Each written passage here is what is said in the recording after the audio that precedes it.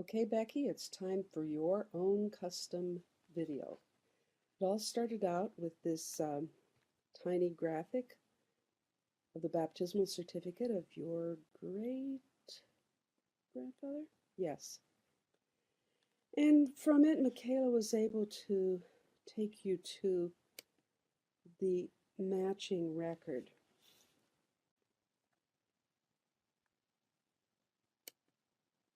Yes, here we go.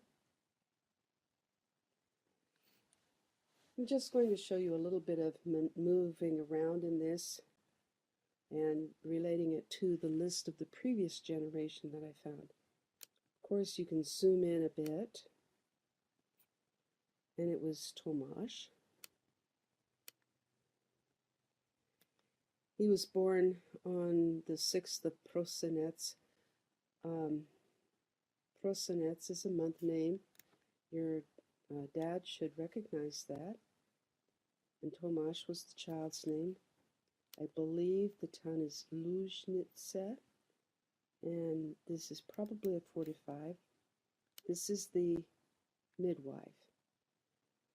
And then the translation, which I believe we also discussed in some of the written ones. Bina, N-A-B, stands for nebo, which means or.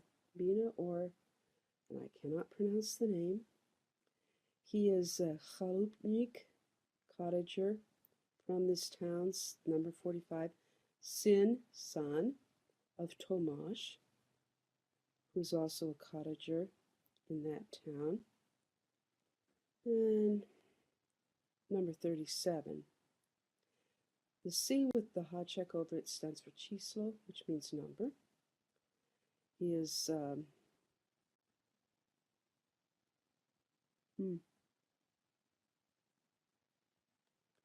somewhere it's, oh, there it says František. He is the son of Maria, born Brujek, from number 12. These people stayed in their houses for a long time, so if you learn those house numbers, 45, 37, and 12, and there's a 9 that gets mixed in also, then it helps you track them down. I tend to look at the house numbers first, then I look at the names, just to make sure, but why go to the trouble of trying to read the names if you can zero in on it with the house number quickly?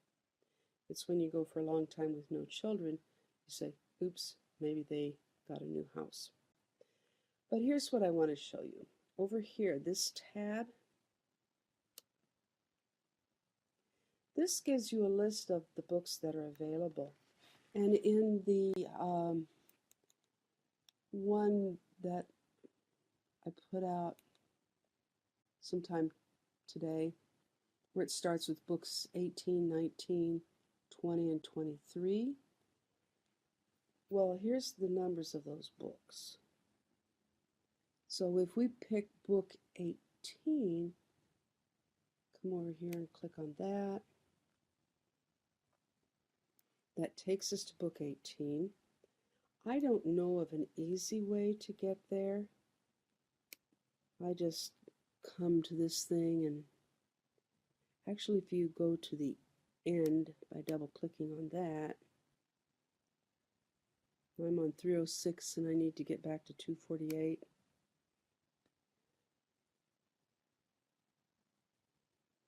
Sometimes it's easier to go from the end and work backwards.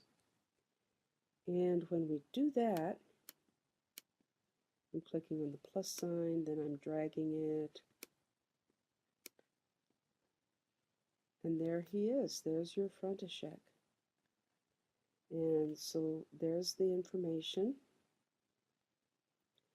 It is not easy to read. We're getting back into the earlier 1800s. But I said that the one for book 19, image 206, was very clear. Let's go look at that one. Book 19.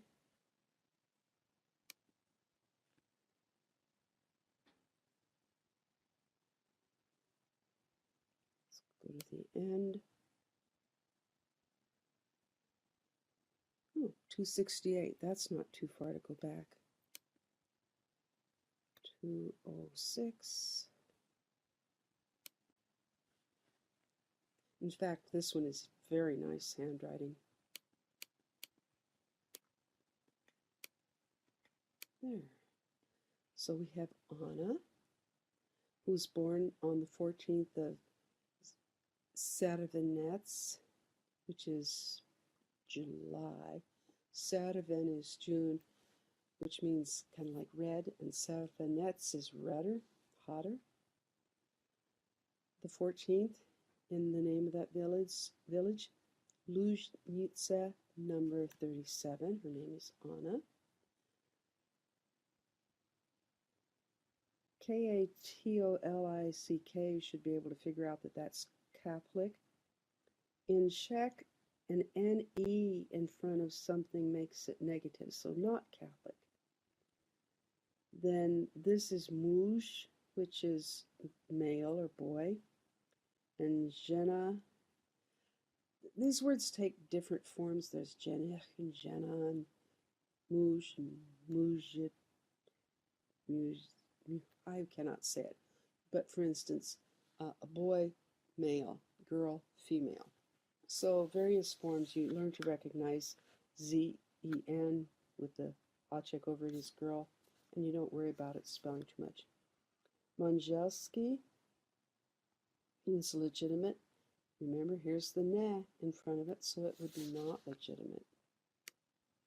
Sometimes the order of these change, that legitimate might be before boy, girl, or something. You do have to double check that.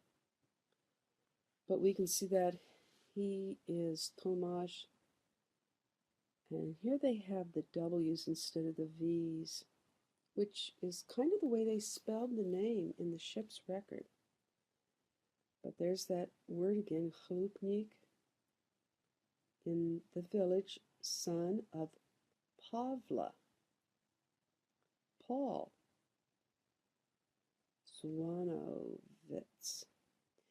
The E on the end is like apostrophe S, of this person. The same with the A here at the end of Pavel. He's a sedlak, certain size farmer, in house number 9. And the mother of Tomáš is Anna. Again, this is the possessive case, so the A changes to a Y. And then it's going to name Rose, means born.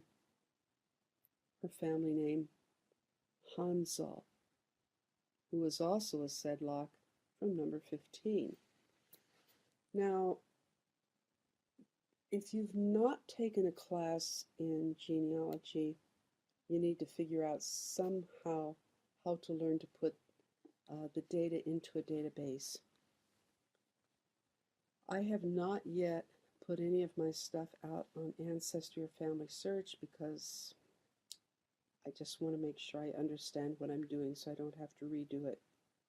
I do have it in one of the software packages on my computer, though.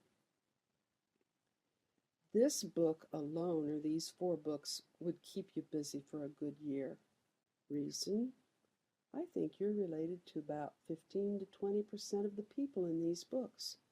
We get Zvanovet's name, Bina, we get Hansel, gosh, what was the other name? Brujek,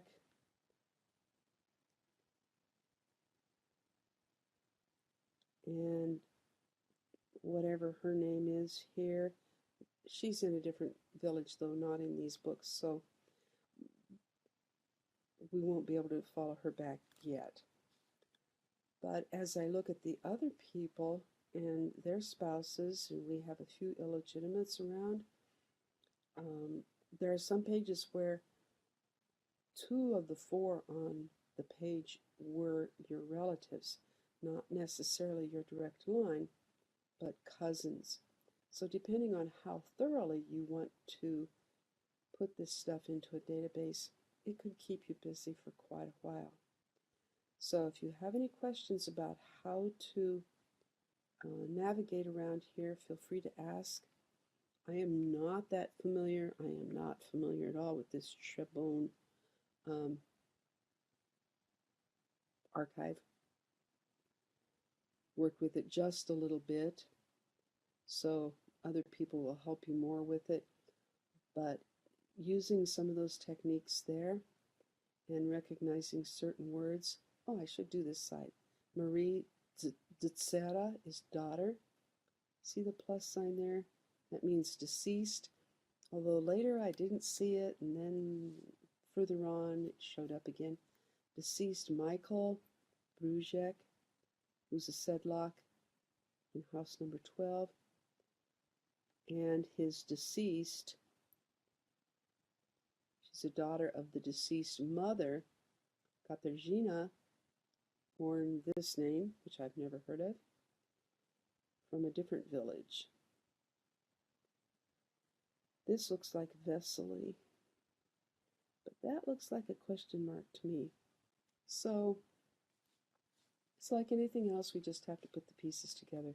But this is nicely legible. So good luck with searching through this stuff.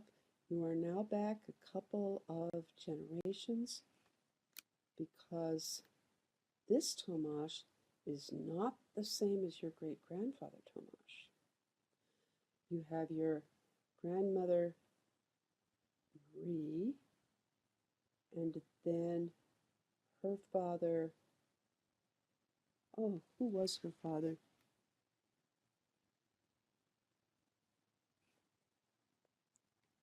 Tomasz?